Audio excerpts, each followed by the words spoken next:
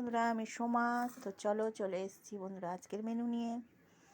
আজকের মেনুতে দেখো বন্ধুরা, পালং শাক চচ্চড়ি, এটা হলো বেগুন ভাজা।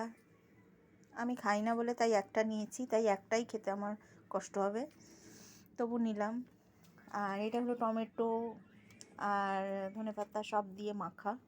আমি যেহেতু শীতকালে এটা খুব ভালোবাসি খেতে, কাঁচা লঙ্কা দিয়ে ঝাল ঝাল করে, টমেটো, ধনেপাতা, পেঁয়াজ। আর এটা হলো টমেটো টমেটো দিয়ে, পেঁয়াজ দিয়ে, সব রকম দিয়ে, ধনেপাতা দিয়ে, সব কিছু দিয়ে মুসুর ডাল আর মাছের ঝাল। আর ছেলে তো আলু ভাজা খায়, আলু ভাজা করেছি। তো বন্ধুরা চলো খাওয়া শুরু করি। আমার বেগুন ভাজা খেতে একদম বেগুন জিনিসটাই আমার ভালো লাগে না, বেগুনে একদম ভালো লাগে না, ওই জন্য আমি বেগুনটা কমই খাই। তো শাক দিয়ে শুরু করি, তারপর বেগুনটা দিয়ে খাবো।